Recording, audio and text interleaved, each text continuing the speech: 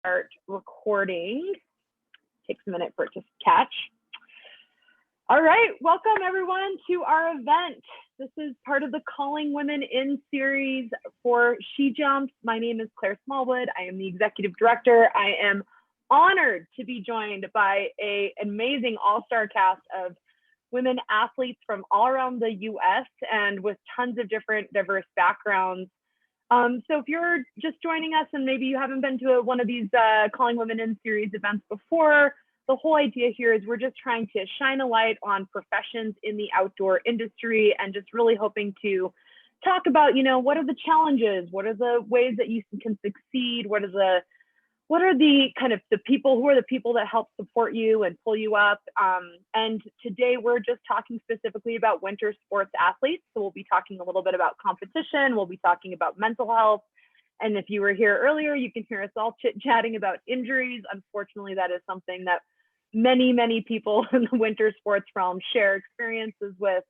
But a little bit about the organization itself. Our mission is to increase the participation of women and girls in outdoor activities.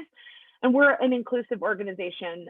We welcome all girls, transgender and cisgender, as well as non-binary people who identify with the women's community.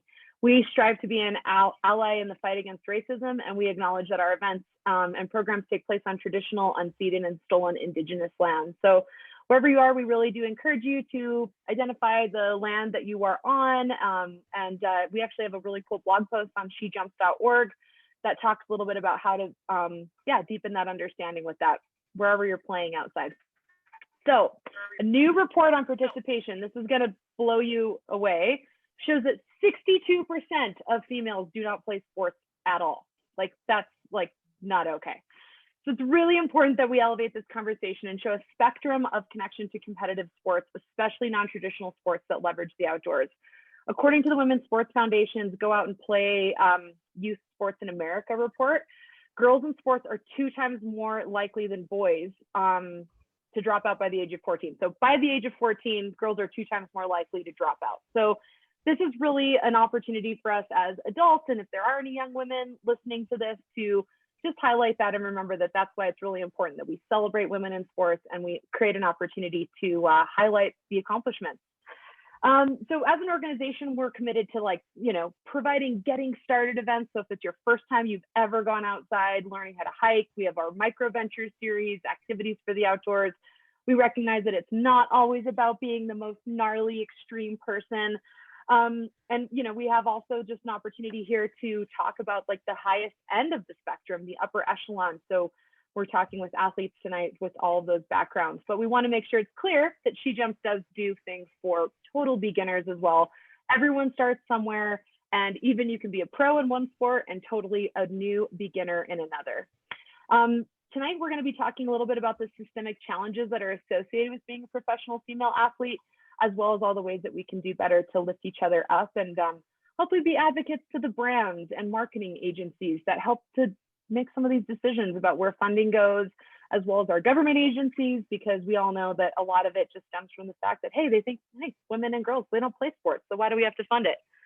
With that being said, I now have the honor of turning this over to our wonderful panelists, and they're going to tell you their name, what their sport is, when they got into the sport, where they live, all the good things. And of course, this is their time to tell them kind of what their accomplishments are, where they are in their career, et cetera. So we're gonna have it start off with actually our kind of celebrity within our organization, Kristen Norman, who is a volunteer for SheJumps for more than 5 years and the creator of our Snowpack Scholarship program. So Kristen, we're gonna let you lead it off for us tonight. And this whole panel was her idea. So big shout out to her for that too. Go, take it away, Chris.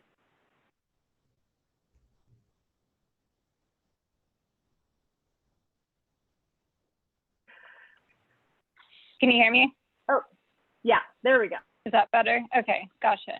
Yeah, I'm having some fun with Zoom and using my phone for audio, but my computer for video. But yeah, so my name is Kristen. I am currently located in North Bend, Washington. I've been a skier for 28 years now on skis. I grew up in South Lake Tahoe, And basically I ski raced from when I was about 10 years old, when I was pretty young until I was 10, and then I kind of switched to freestyle skiing. So my background there was moguls and acro or ballet skiing, which I competed in until I was about 14, when the sport died. It still sort of exists, but not officially recognized as like a World Cup sport or in the Olympics anymore. And then I've also been coaching freeride skiing on and off for about 6 years. I've competed in a couple of freeride world qualifier events as well, which is how I've met some of the folks on this panel as well.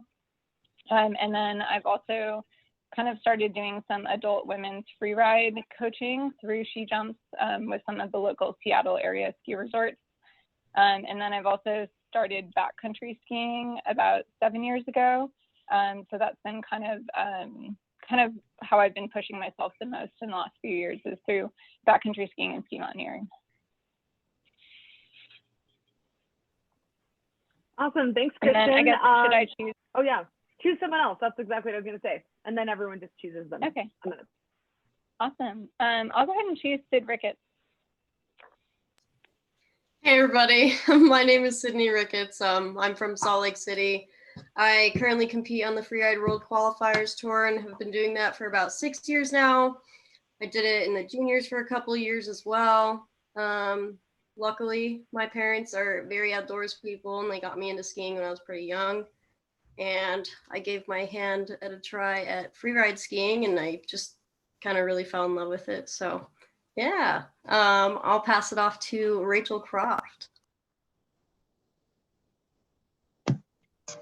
Hey, I'm Rachel Croft. I am a freeride competitor as well.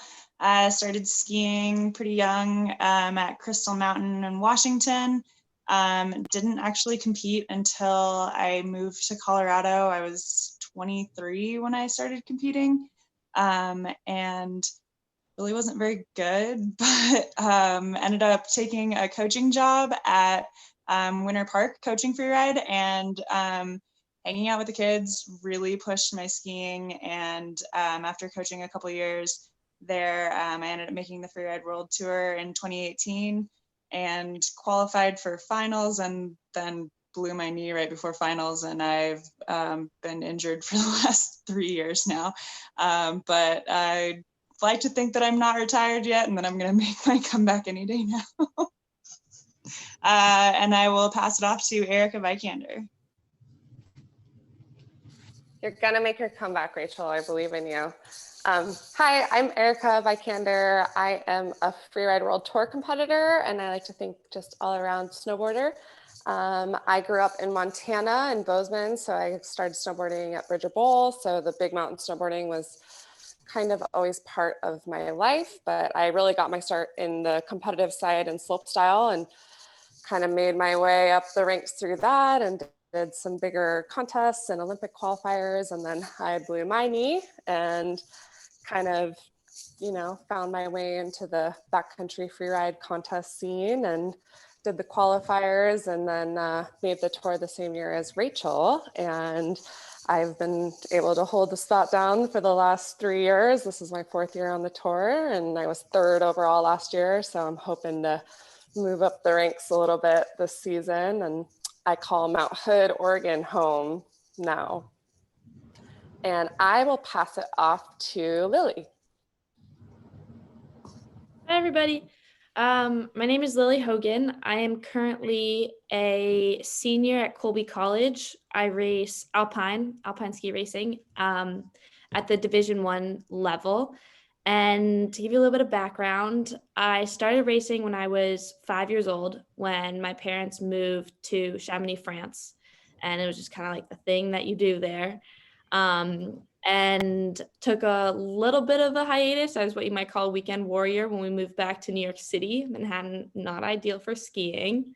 And really found that I wanted to continue racing as much as I possibly could. So I started going to the Killington Mountain School as a junior in high school. Took a gap year racing for Park City ski team out in Utah. And I've been at Colby ever since. And I'll pass it off to Hannah, a fellow KMS alum. Yeah, Lily and I both got to go to Killington Mountain School. I think Lily was a year ahead of me, but we're there around the same time. My name's Hannah Soar. I'm on the US ski team, freestyle moguls. This is my 5th year, and I also went to Killington Mountain School and kind of got my start in skiing there. And it's a big mogul skiing community, so right off the bat, I knew that's kind of what I wanted to do, and it's pretty awesome to go home to a community that loves mogul skiing so much. I'm currently ranked 3rd on tour, going to World Championships in a month from now. So hopefully we can stay on that podium and finish off with a good year, even though it's been kind of weird. But off to Lindsay. Hi, I'm Lindsay Vann. I was a ski jumper for 23 years. I retired about 5 years ago after 9 knee surgeries, and there was no more comebacks to be had. Kind of destroyed it. 2009 world champion, 2014 Olympian, and now I sell real estate like everybody else, and I ski uphill and a little bit of downhill. And that's about it. And her cat just meowed so perfectly as the punctuation to that intro. Yes, thank you, Winky. Your kitty there in the background. I love that. That's awesome. Well, thank you all so much for those intros. I think it's just great for folks to have a sense of who we're chatting with here. And just so everyone knows, we're going to send out everyone's Instagram handle after in the email and Eventbrite, so you'll be able to follow everyone and connect off social media. And don't forget, if you have questions, put them in the chat so that we can answer them either on the go. Panelists, feel free to chime in, or at the end.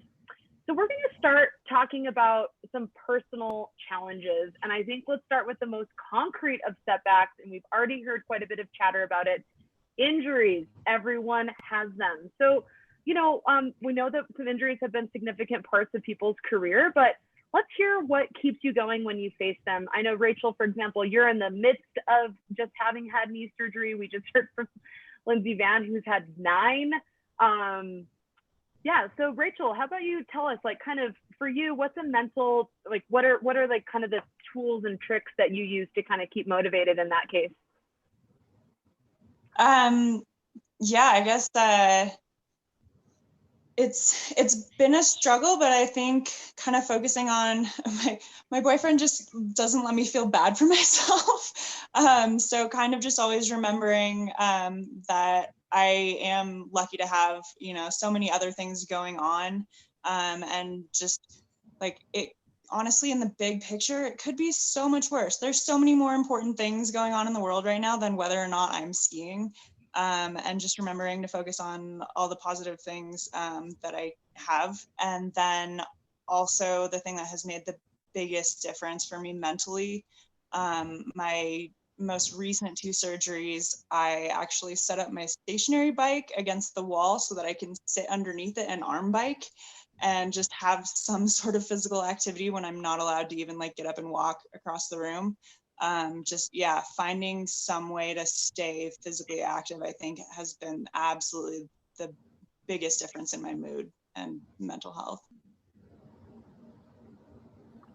Oh, yeah, for sure. And yeah, with that, I mean, have you noticed that like there's certain, you know, is there any kind of like a mantra or something that's kind of like pulled you through in those moments? Like when you're kind of, I mean, obviously the physical activity is huge, but yeah, is there anything else from that mental fitness side that you've noticed? I mean, 3 years of not skiing is tough. That's really hard.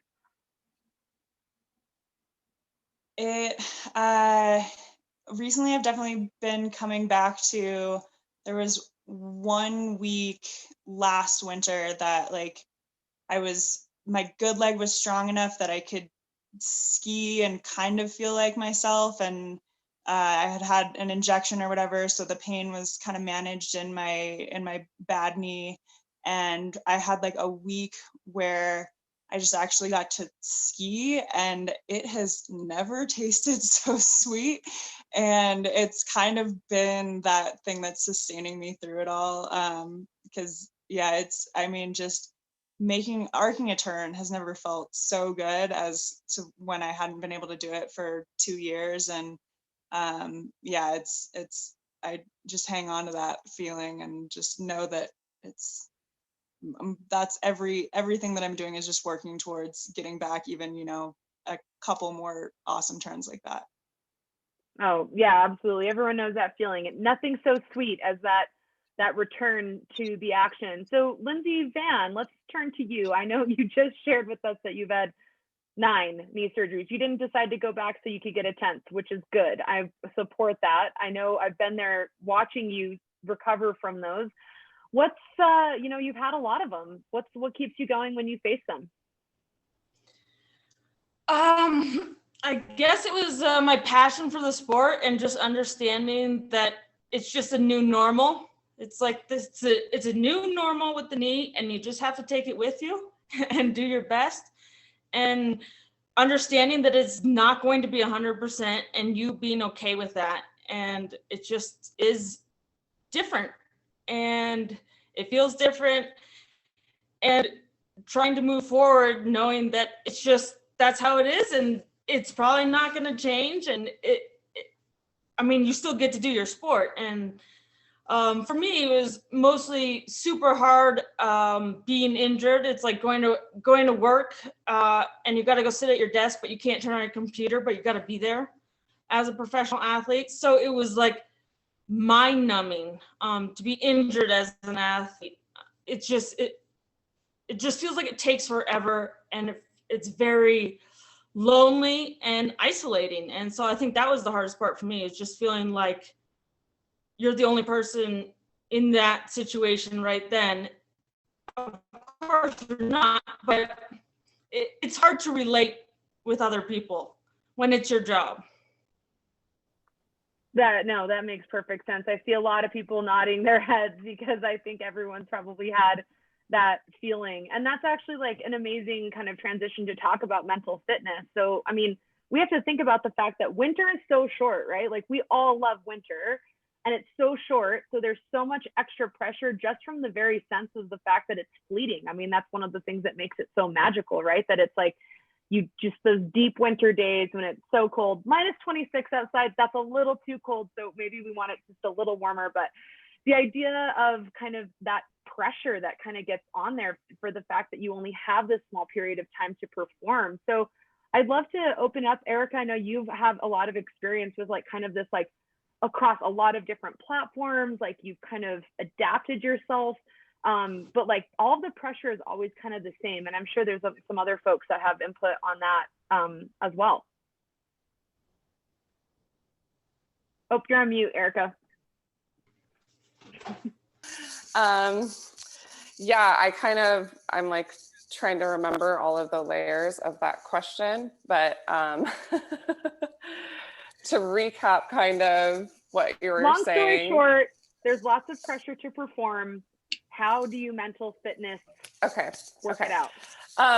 Yeah, so for me, I find I've been doing a lot of mental visualization kind of stuff and just like meditating with my own thoughts. I find the energy, particularly this year on the ski hill, has been like super intense, and the powder panic is like way more intense than it's ever been, and people are just so antsy to get out there, and it seems to be really weighing on my psyche when I'm riding. And you feel that too as a competitor. Sometimes it's like that at the start gate, and you can feel everybody's stress, and you feel their the anxiety of being up there and wanting to perform well. So for me, finding a space to go internally that's just in my mind that I can always take with me, because sometimes, especially when you're on the road, you don't even have time to actually be alone by yourself. You're always surrounded by people. So finding a little headspace to go into has been probably the most important thing to me. And, a small dash of that effort mentality is like the key to success, in my opinion. You hit the nail on the head. Everyone else is feeling what you're feeling, and that kind of like collective mental energy and space. And we all feel it even when we go to the ski hill, and it's like there's people around that aren't skiing the same things you're skiing. It's just this like collective energy that's powerful. And then when you're kind of funneling that into competition, it's even more challenging. But mental fitness can also be like, right, the fear factor. And I'm sure, and just anyone feel free to chime in on this. Lily, I know you have a specific story, but like you get injured, and I tore my ACL in Lake Louise 8 years ago, broke the tip of my femur, my tibial plateau, basically blew everything apart in the backcountry, and I'm still healing from it. And there's still parts of me that go, would I ski that line again? Like, could I do it? Like, how do you like get back on that horse after you have those experiences? And I'm sure everyone in this audience would love to hear how some of you all have kind of attacked that, because that's, I mean, Lindsay Vann, you were jumping off of a, you know, you're flying how many hundreds of feet through the air and at a really high speed as well. So I'm sure you have that feeling. But yeah, does anyone, Lily, do you want to chime in with your story and kind of you've had some experiences with that and you go careening down the mountain on ice? Yeah, definitely. I think so. I personally have never dealt with any injuries, and I'm going to knock on some wood right now. But Yeah, you better. I know I did. We're all knocking on wood for Lily right now. There we go. That's done. One of the biggest things that stand out for me answering this question was my sophomore year at Colby College. One of my best friends, he was in a race and he got cut. He like fell. It was a really low key, just like hipped out slid, and his ski cut his quad. And I wasn't there. I wasn't at that race. But he lost an insane amount of blood, and he almost died. It was like kind of a miracle that he survived. And that to me, it shook me, because injuries are normal. It's expected. But this wasn't just blowing a knee or fracturing a tib fib. This was in a controlled environment, and it was an occurrence that was like he literally almost died just ski racing. And so and that happened in January, which was right at the beginning of our carnival season.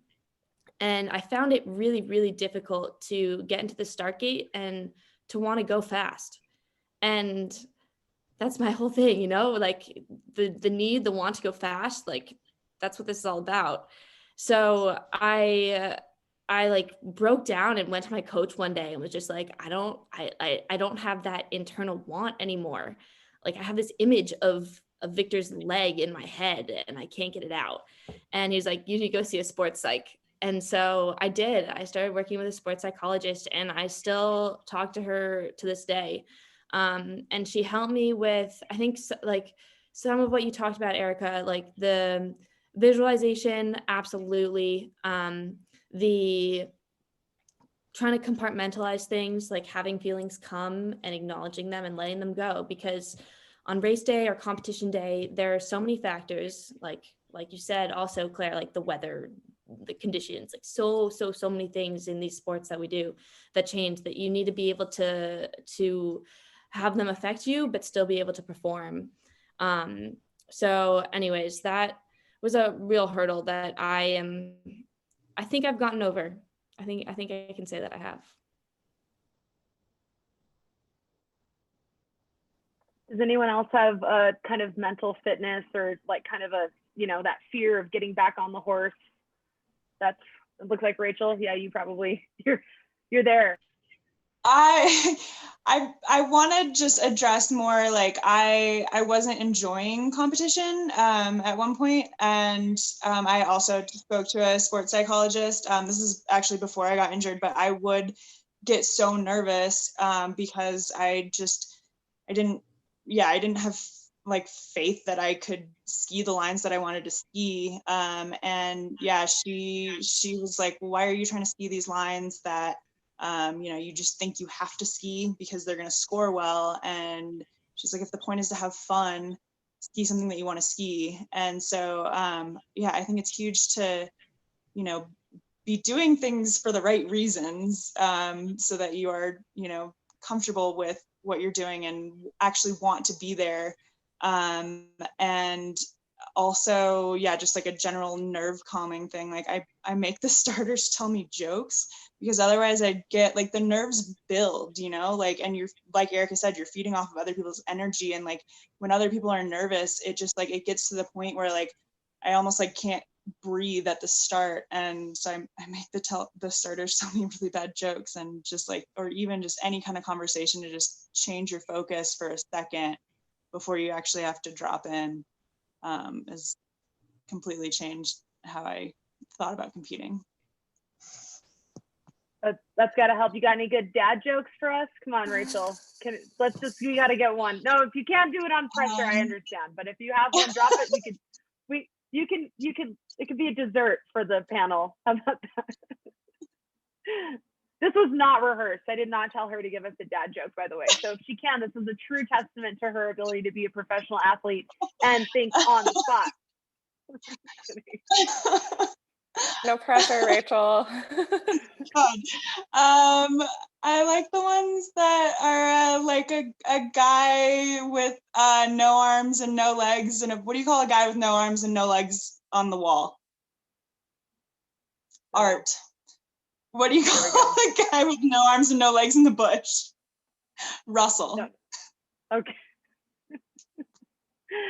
Those are, you know what, that'll take your mind completely off of competition, which is great. So speaking of competition under pressure, Hannah, being on the US ski team, we have to imagine that you have been there. I mean, Lindsay Vann, you as well. Everyone here has at some point felt the pressure. And do you have any, like, so we've kind of talked about like kind of the mental fitness for kind of like someone telling you a joke, but are there any like actual mental game kind of tips in terms of just a general approach, or like maybe have other athletes helped you to kind of like address this? Because it's kind of funny, we're competing with each other and yet you're on the same team, right? That's kind of probably a pretty consistent. Yeah, I mean, I'm pretty lucky to have an amazing team, especially our women's team. And, you know, we've been the best in the world for a while now. And it's just because we support each other to be the best. And I think that's helpful. Like on comp days, I look at my good friend Jalen Croft sitting right next to me, and, you know, we're, you know, when the camera's on us at the top of the course, I'm looking, you know, I'm faking punching her in the face, you know, we're having a good time. Like we're just, you know, putting on a scene and just enjoying the moment. And I think that's helpful if you're lucky enough to have those kind of scenarios where you have other competitors that are have a similar approach to competition as you do. Like for me, you know, I'm probably more intense in training than I am on comp day. Comp day, I'm kind of sitting there and like, I did everything I can do. Like, let's see if this like works out for me or not. You know, because I know I put it all on the line in training. But as far as like a mental game thing for me, like I just try to focus my attention on cues. You know, for me, it tends to be with the jumps. The skiing's a little bit more natural for me to just pull out, but on the jumps, I definitely got to be like really zoned in there.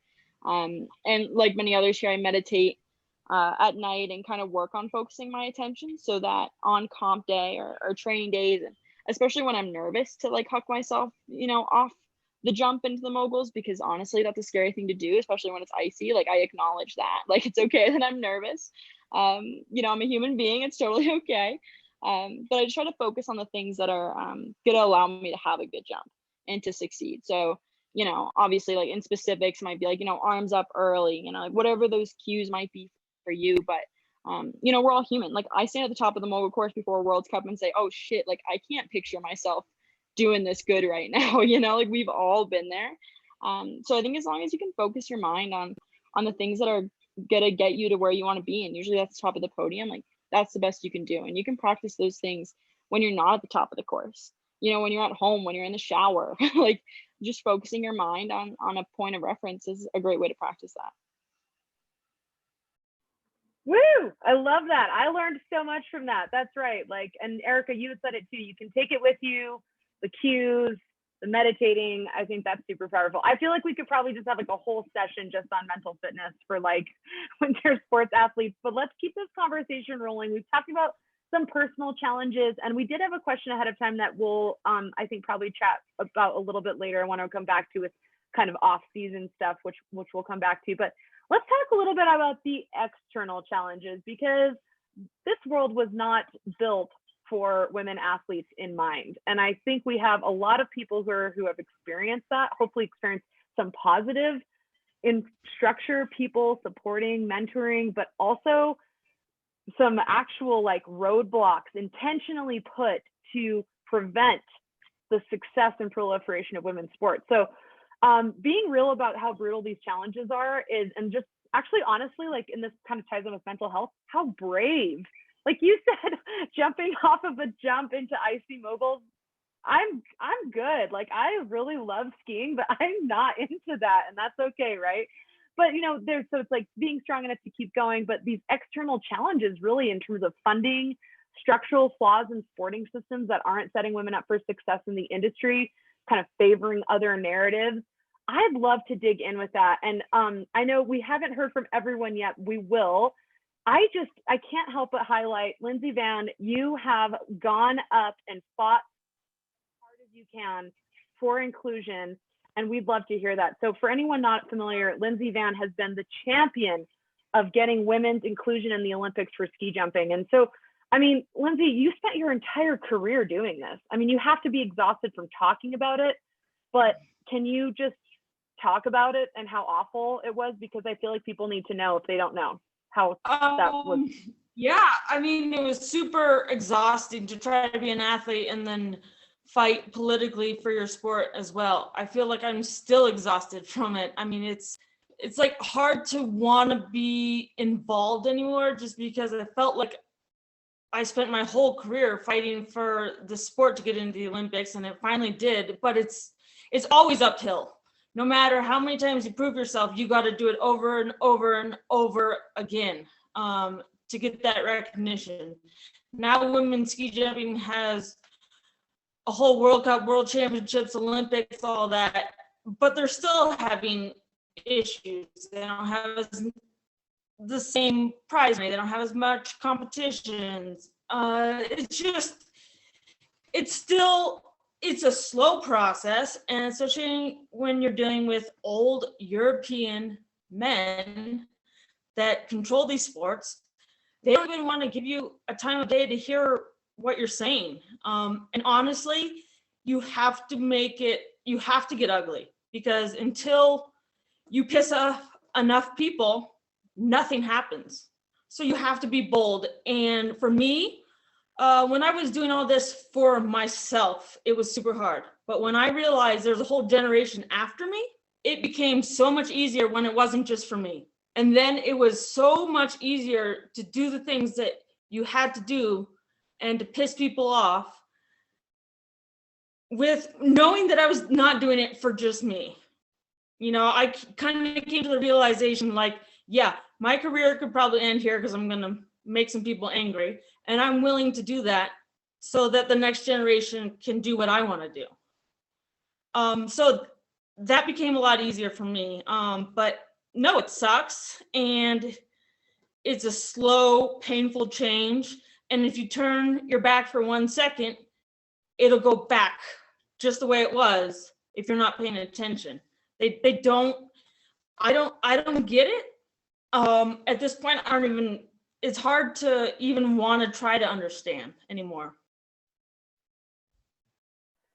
Yeah, no, it's heartbreaking. And for anyone listening in, and if you haven't already, I know that Van, it's probably really hard for you to watch that film because it's weird. Actually, they've proven it's really weird to watch yourself and hear yourself on recordings, but there's a movie about this whole fight. It's called Ready to Fly. I believe it's on Netflix. So I really highly recommend folks check it out so you can learn more about this struggle she's talking about. But speaking of that struggle, and something that not only Lindsay, but everyone I'm sure on this panel has dealt with, is financial struggles, right? Like, the structure is just not there to give women's sports the same amount of financial support. And let's own the fact that snow sports are among the most expensive and exclusive sports in the world to compete in. But how are those financial challenges multiplied from the lack of industry and structural support?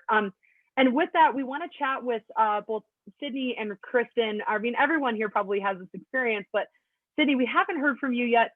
You kind of came up from the West Valley in Salt Lake City, and you really had to work hard and have other jobs. So I think that's kind of our take home here. We want to chat about kind of what are those financial restraints that come with the commitment to these sports. Yeah, absolutely. Yeah, kind of growing up, I definitely wasn't in like a nice part of town of Salt Lake City. And I definitely can recognize how I still come from a place of privilege with that too. But just like growing up, I was like the only kid who didn't have like new gear and stuff and like new skis on the ski team. And I had to drive a lot farther to get there. And, you know, even as a teen, I started working and earning money for, you know, being on the ski team, whether that was getting gear or if I was paying for my competition fees or whatnot. I've definitely worked really hard and put a lot of money into it. And the sad reality of it is that if you, even if you win one of these competitions that you have to be pre-qualified for, and these competitions that you're trying to qualify for the Freeride World Tour that I'm doing in particular, even if you win, you're not getting anywhere near the prize money that it takes to get there. A lot of times it's not even equal to your entry fee sometimes, which is crazy. Whereas like with the men, they're paying the same exact entry fee and also getting more prize money. So right there, that's kind of like a big roadblock in itself. And then on top of that, they take 3 men for skiing for the FWT and only 1 woman from each region. So that is another hard part is, you know, I've been really close to that 3rd place. And if I had gotten there, if I was male, I would have gotten on the Freeride World Tour. But, you know, as a woman, you have to put in a lot more time and effort in order to make it to that top spot comparatively. And then on top of that, they also, there's not nearly as many women competitors as they allow men competitors too. So less resources, less space for you to be successful, all of the things, less. So yeah, don't worry, I'm working to change this. Let's change it. I'm over it. And I know that Kristen and Rachel and Erika all know exactly what that feels like on the qualifiers tour. So yeah, and let's talk about having that, like, that job, that balance. Like, this is not, we are not all just out here ski and pow all day long every day, right? So Kristen, you have like kind of a different approach or a unique perspective, I guess, in the sense that you not only have this like full-time big girl job, as we like to call it, but you have this like undying passion and backcountry athlete and all this other stuff going on. So tell us about. Yeah, so I come from kind of an interesting background in skiing. So my parents, when I was growing up, really sacrificed a lot for my brother and I to be able to ski.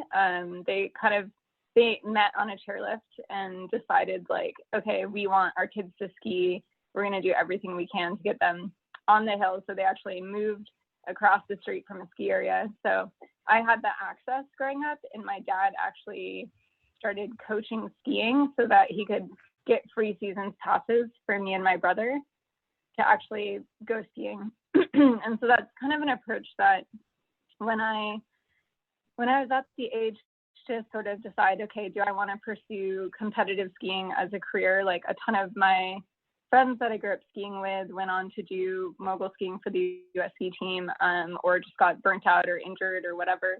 It was kind of a choice that I made, and my brother also made, to go to college and focus on getting my degree so that I could work a full-time job. And it's something that was really tough because, like, I mean, I went to tons of World Cup events and like watched people compete in skiing, and it's always been something super, super interesting to me. Like, that competition element, I love watching it. I love being a part of it. It's really, really inspiring, and also kind of like almost addictive. It like makes you want to like do the thing also. I love watching people push themselves and be like, man, I want to do that myself. Like, I want to be pushing the sport. But then at the same time, it's like, okay, does this make sense for me to go to school, or should I just keep competing and skiing? So I chose school, and I went and got my degree in molecular and cell biology.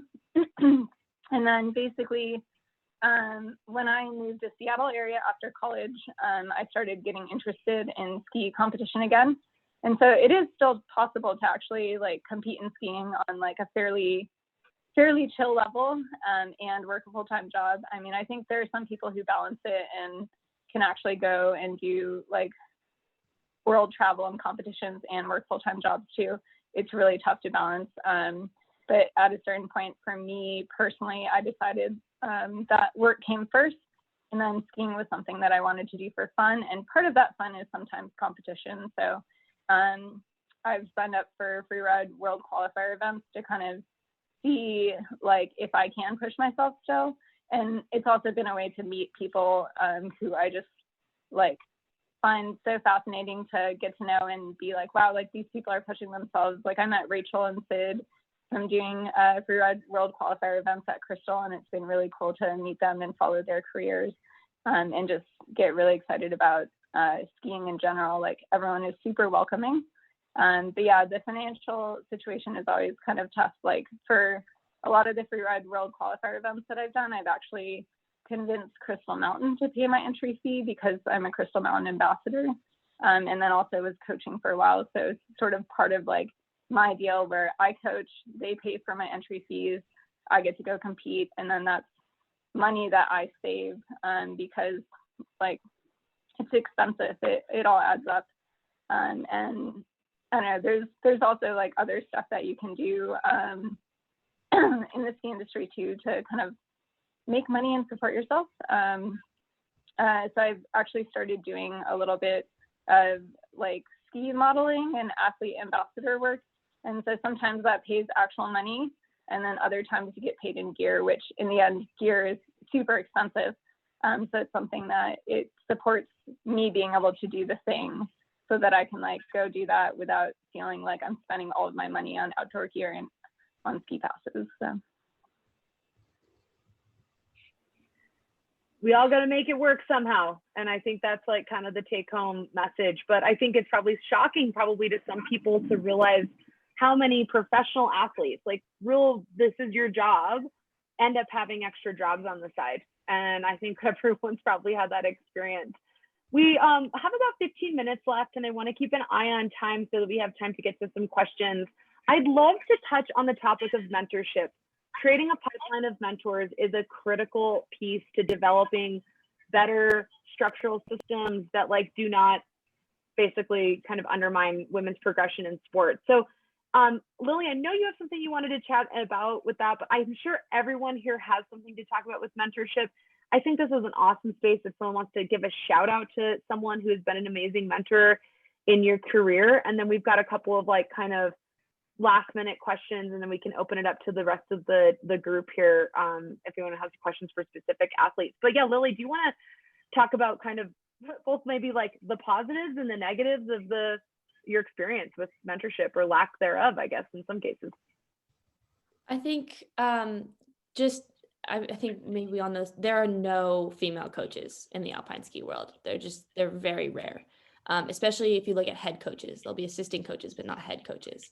And so for me, for my 2-year stint at KMS, I had a head coach who was female. She's like the original badass in my mind, or in my life, really. Her name's Chelsea Marshall. She was a downhiller on the US ski team for about a decade. And so she just opened my eyes to what it was like to have a female coach and a female mentor. And I haven't really had one since. So it's a change that I'm hoping to make in the outdoor industry. Let's make that change. Erika, snowboarding, in the snowboard world, are there any, like, do you have any mentors like in that world that have helped you along the way? And if not, we want to hear that. We can change it, or you'll be a mentor. Yeah, I mean, I've had so many wonderful people and mentors throughout my life. It's honestly too many to even like shout everybody out. I take a little piece of everything from everyone I meet. I like to think of like everyone you come in contact with can be a mentor to you, if that's the way that you want to have perspective in your life. So just trying to take that and learn. But on the other side of that, I've had an opportunity to be a mentor to some of the younger generation through coaching up at Mount Hood in the summertime and through some other snowboard camps. And I think that's super important also. I know a lot of the other women here do some coaching, and I think it's really important, especially when you're still in the sport like we are, to share those experiences with the younger generation and really help inspire them while you're doing it, and they can see the tangible results of what you're doing. And yeah, so I'm psyched to be able to have those opportunities to psych out the youth. Yeah, mentorship, it's a two-way street for sure, and anyone can be a mentor and anyone can be a mentee. So I think that's really important to name. Anyone else for the mentorship shout out before we go to our kind of final wrap-up questions? Or like anyone that the lack of it? I mean, Lindsay, did you have a mentor in ski jumping? No, I looked up to guys, and still right now there's one female coach, and she actually just had an athlete win World Juniors, because turns out females coaching females actually is very effective. I mean, you should tell the men. Yeah. Whoa! Oh my gosh, I can't believe that would work. Who knew? Who knew? Hannah, in your mogul career, have there been any female coaches? Oh, sorry, Kristen, I know you have something to say. I haven't had a female coach since maybe I was like 8, really young. But I've been lucky enough, honestly, to have some really great guys in my life. I grew up skiing on a all guys team. When I was at KMS with Lily, I was the only girl on my team. But those guys are my lifelong best friends, and I'm still on the US ski team now with them, and we went the whole way together. And I got super lucky, I would say, and now that I'm on the US ski team, I have an amazing group of women that surround me, and they're not coaches, they're my teammates, but honestly, it works the same way. We this past week just had our first American sweep at a World Cup in dual moguls. So we went 1, 2, 3, and that was super special. And even though we don't have the coaches, and I'd love to have a female coach in my life, but I've got some amazing female teammates, and they fill that void. And I do a lot of work with the Killington Ski Club, and going back there to talk to the little girls, and everyone knows me on a first name basis there, and they're adorable. And I always joke, like, any girl, the little pink helmet under 4 feet tall, like, they know who I am. And that's just my goal, is just be approachable, like show those little girls that like it's possible. Like, I'm ranked 3rd in the world right now, and I'm on the chair right next to you shredding the same trail at Killington, Vermont. Like, it's right there. It's totally approachable. And I'm not their coach, and I'm not their teammate, but I think that's the most I can do right now for mentorship. And we've got some funny little things that we do together now to fill the void. And whenever I get a World Cup podium, we do a tie-dye ceremony, and one of their coaches gives me a tie-dye, and all the girls surround, and it's this funny little thing that we do. But that's how I try to fill the void and give them a little bit of female leadership, because we just don't have it on the coaching side.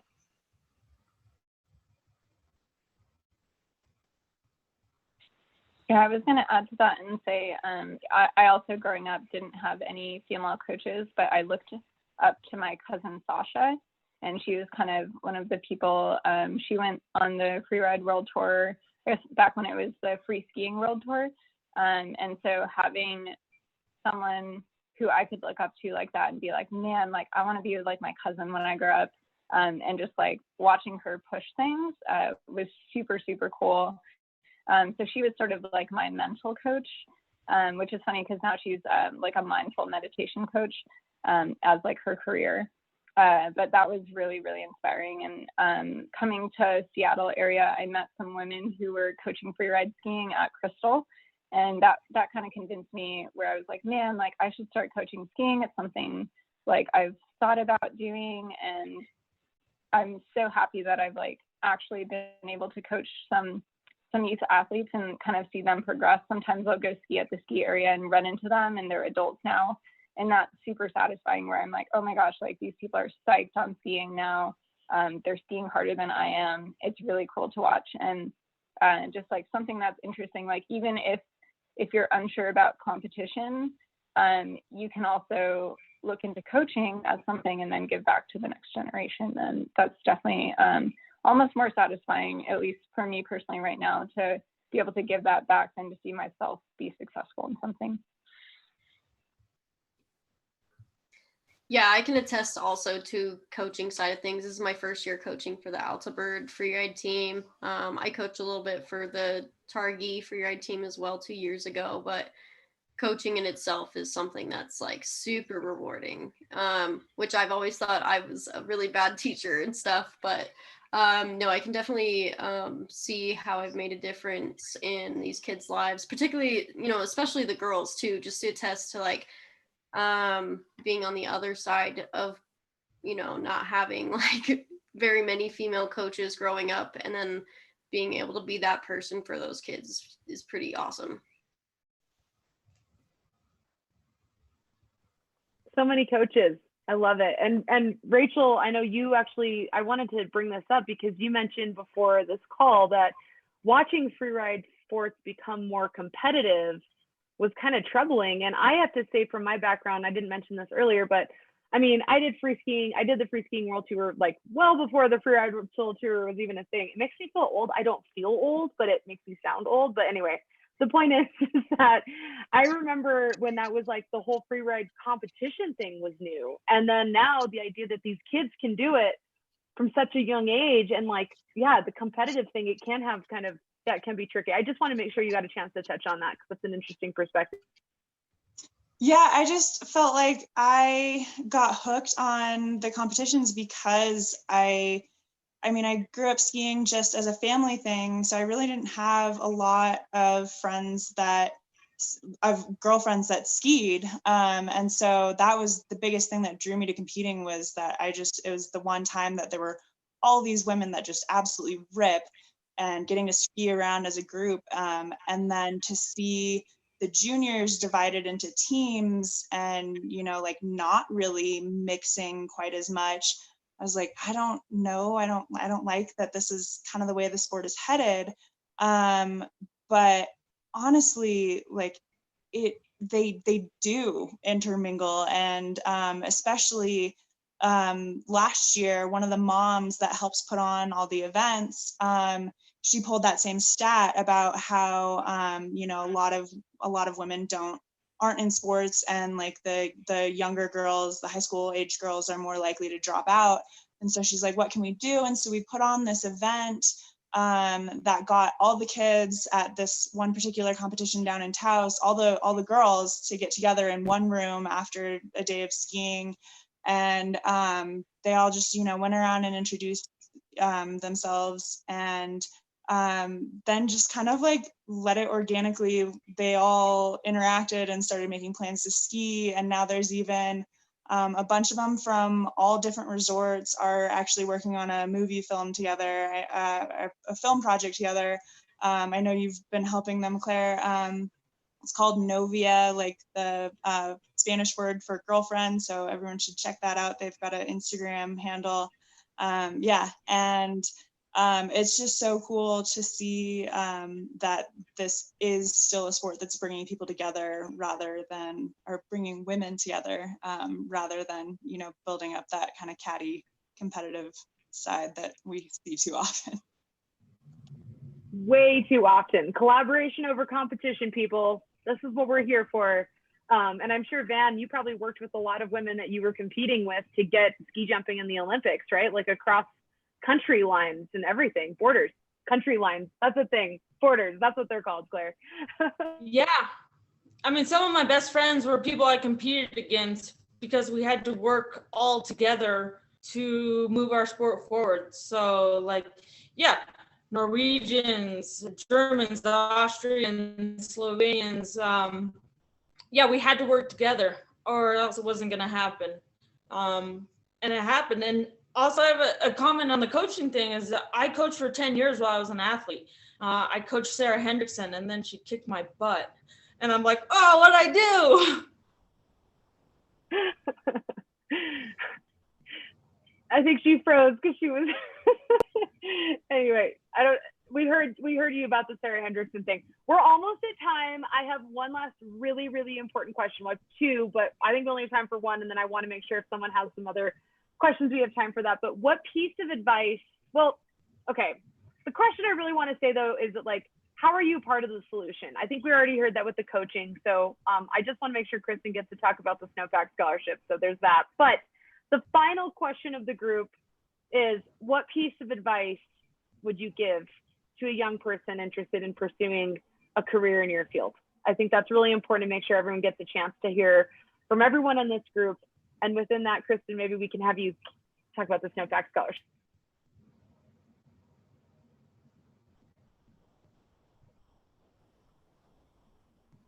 Who wants to go first? Go for it. I'll go. I would say if you found a passion or anything you're passionate about, follow it, because not everybody in this world and this life is able to find a passion. So if you find it, something you're into, go for it. To touch on that, I couldn't have said it better myself, but also remember that there's no right or wrong way to become whatever you want to become in the world. So there may be this cookie cutter thing that you think you're supposed to do. You want to be a pro skier or pro snowboarder. We all came from a completely different background. Not a single one of us went through the same thing to get to where we are now. So you can do it anyway. I think understanding how you define success is also important, and just remembering that like success isn't standing at the top of that podium. Success could be overcoming a fear to do a new jump, or to enter an event that maybe you weren't sure if you should enter into, you know, and enjoying all the little successes along the way. And you know, if you make it, you're the best in the world at some point, great. And if you're not, like, enjoy the ride.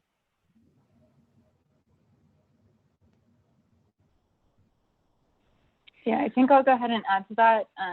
Like, you can do the thing you want to do at whatever level you want, and it's up to you to decide that. It doesn't always have to be competition for the sake of like being better than someone else, but maybe being your best self, because I think that's something that some people get lost in, is being like, oh, like I'm at the top of the course and I see someone dropping in and it's like, oh, how am I going to beat that run? But it's actually just like, how am I going to ski this the best way that I can? Because that's ultimately the goal, is like being your best self, not comparing yourself to other people, but then also kind of just thinking about the camaraderie aspect, because that's something that I think is super important in the end, is community. And that's a huge part of why we all love snow sports, is the community too. So.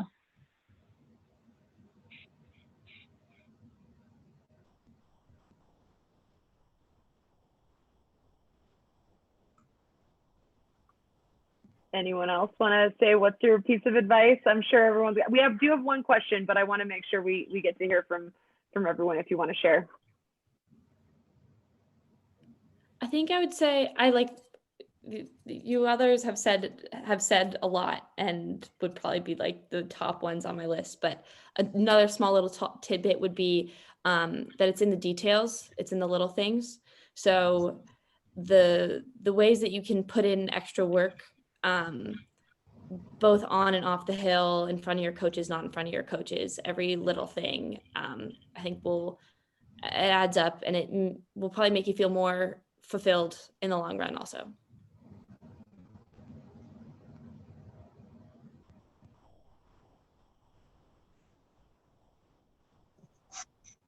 Yeah, I guess mine kind of piggybacks off of Erika's, just that if anyone out there is feeling intimidated because maybe they didn't grow up, you know, training hard every weekend or even every day, it's really not too late, you know, to get into it. Do it because it's fun, and there's a future for everyone. And yeah, especially as just bringing each other up to make the sport more inclusive for everyone.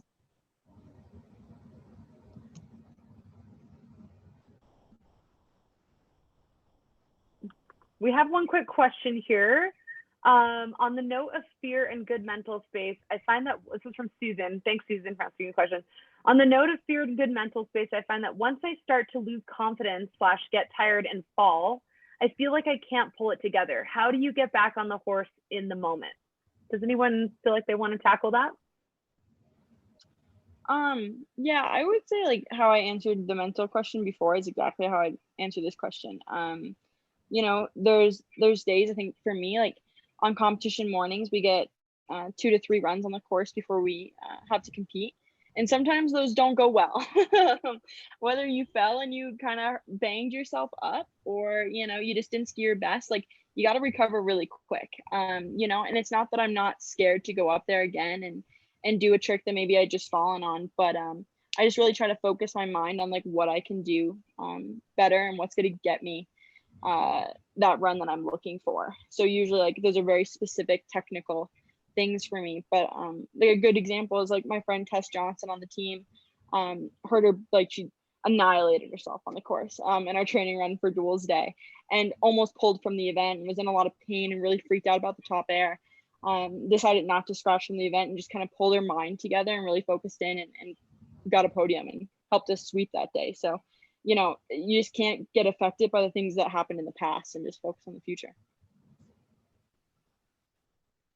Absolutely. I kind of really like Susan's analogy of actually getting back on the horse. I myself own a horse, so I know exactly what that is like.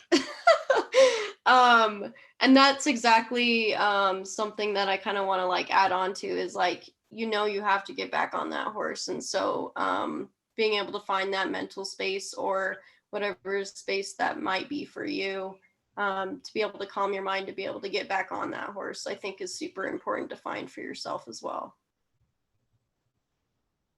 I think also like this might be a weird comment to say, but like some horses don't need to be, you don't need to get back on certain horses, you know? And like as crazy as that sounds, like it's also true. Like I do that some days and I'm like it can wait till tomorrow sometimes, you know? And I think like what Sydney and I were just saying, like, yeah, there's a lot of times where you just got to get right back on it and you know, believe in yourself. But if there's some times where you really just don't want to, like, don't do it. I have one tip for actually helping you like get out of your headspace. What I find really helpful when I'm like too much in my head is I like to listen to music. So I'll put on like a song that gets me super amped that I can like fully focus on. And then for me, it always seems to work. I clear out whatever is going on in there and get super amped and I'm ready to go snowboarding again. So that's something that you can like actually try because it's very easy to talk about what we're all talking about here, and meditation and this mental practice takes an enormous amount of work and effort and time. And remember to be patient with yourself as you're trying to learn how to do that, because it's a journey that you're constantly on. Absolutely. We're going to need that playlist, Erika, and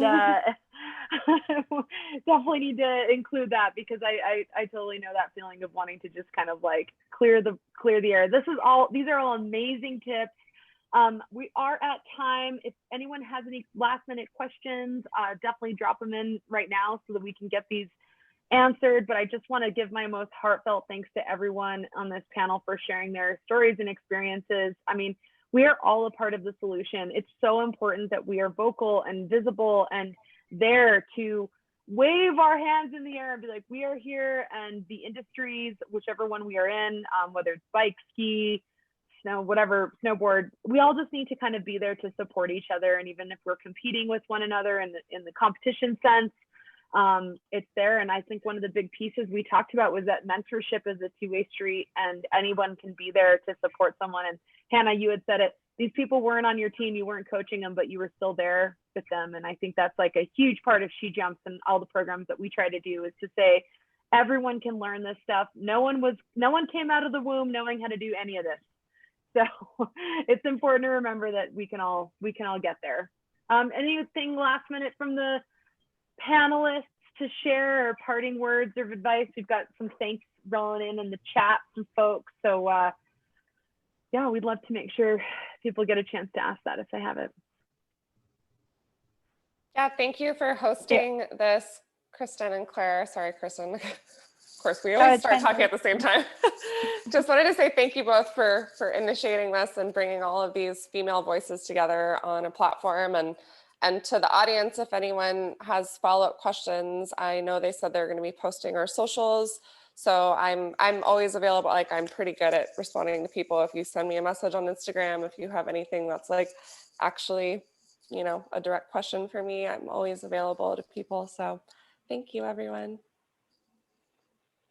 Thank you. Awesome. Yeah, Thank you. I'm gonna say one quick thing about competition also.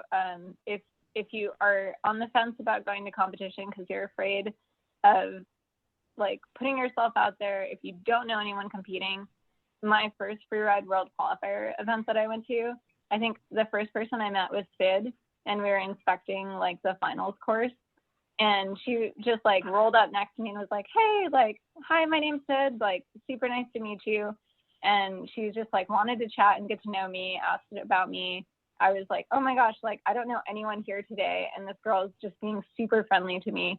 So it was like really amazing. And I feel like I've gone back to those competitions, not because I necessarily want to push myself, but because I have met some of the most amazing and friendly people at them. So it's something where if you're not sure about it, just go and like make friends and meet people and get inspired.